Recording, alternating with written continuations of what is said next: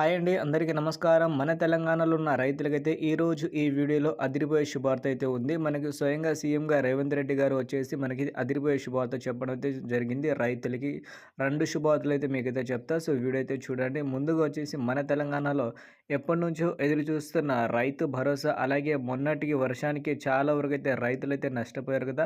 So, నష్టపరిహారంగా వచ్చేసి రైతుల ఖాతాలో కూడా డబ్బులైతే జమ చేస్తామని చెప్పడం అయితే జరిగింది సీఎంగా రేవంత్ రెడ్డి గారు. సో, మనమైతే రైతు భరోసా, అలాగే ఈ డబ్బులు మన ఖాతాలో ఎప్పటినుంచి జమ చేస్తారు, అలాగే మనమైతే పూర్తి ఇన్ఫర్మేషన్ అయితే తెలుసుకుందాం కాబట్టి వీడియోని మాత్రం చివరి వరకు చూడండి. ఎందుకంటే ఇప్పుడు మనకి ఈ సెప్టెంబర్ మంత్‌లో అదిరిపోయే శుభార్తలు అయితే రైతులకైతే ఉన్నాయి కాబట్టి ఒక్కసారి మీరైతే ఛానల్ కూడా సబ్స్క్రైబ్ చేసుకోండి. ఎందుకంటే ఇలాంటి లేటెస్ట్ అప్డేట్ మన ఛానల్‌లో వీడియో రూపంలో మీ ముందుకైతే వస్తాను కాబట్టి సో, మీరైతే ఛానల్‌కైతే సబ్స్క్రైబ్ చేసుకోండి. ఓకేనా? దాంతో పాటు చిన్న రిక్వెస్ట్, వీడియోని ఒక లైక్ చేసి సపోర్ట్ అయితే చేయండి. ముందుగా వచ్చేసి మన తెలంగాణలో ఉన్న రైతులకైతే 52,00,000 మంది అయితే ఉన్నారు. సో, మీకు తెలిసిన విషయమే.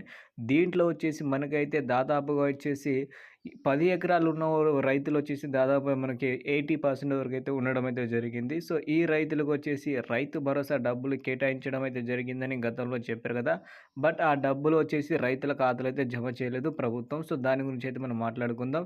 ఏదైతే మొన్న వానలకి వచ్చేసి రైతులు నష్టపోయారో దానికి వచ్చేసి నష్టపరిహారంగా డబ్బులైతే ఎంతో కొంత ప్రభుత్వం నుంచి సాయం చేస్తా అని చెప్పడం అయితే జరిగింది సీఎంగా రేవంత్ రెడ్డి గారు. అలాగే మొన్న వర్షానికి ఖమ్మంలో చాలా వరకైతే నష్టం అయితే జరిగింది కాబట్టి స్వయంగా అతను వచ్చేసి చూడడం అయితే జరిగింది. సో, దాంతో పాటు వ్యవసాయ శాఖ తుమ్మల నాగేశ్వరరావు, పొంగులేటి శ్రీనివాస్ గారు, దాంతో పాటు బట్టి ముగ్గురు వచ్చి జిల్లాలో అయితే కొంచెం చూసడం జరిగింది. అదే విధంగా రైతులు కూడా హామీ అయితే ఇచ్చారు అక్కడున్న రైతులకు. కొన్ని జిల్లాల్లో వచ్చేసి భారీ వర్షం కారణంగా వచ్చేసి మన తెలంగాణలో పంటలైతే నష్టపోయాయి కదా!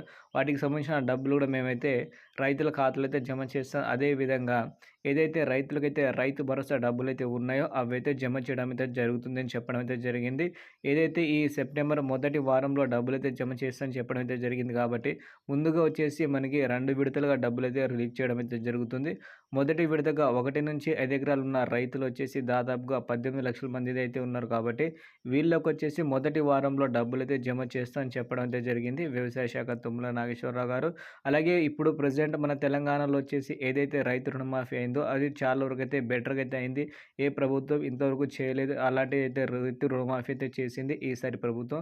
సో, మీ అభిప్రాయం కూడా వీడియో కింద కామెంట్ అయితే చేయండి. అలాగే ఎవరికైతే రైతు రుణమాఫీ కాలేదో వాళ్ళకు కూడా వచ్చేసి రైతు రుణమాఫీ అయితే చేస్తా అని చెప్పడం అయితే జరిగింది కాబట్టి సో, 1-2 రోజులైతే వెయిట్ అయితే చేయండి. మీకు కావాల్సిన డబ్బులనేది మీ ఖాతాలో అయితే జమ చేయడం అయితే జరుగుతుంది. ఇంకా ఏదైనా సాంకేతిక లోపాలు ఉంటే మాత్రం మనకు ఒక యాప్ అయితే క్రియేట్ అయితే చేశారు కాబట్టి దాంట్లో కూడా మన ఇన్ఫర్మేషన్ అయితే ఇవ్వచ్చు రైతు రుణమాఫీ గురించి.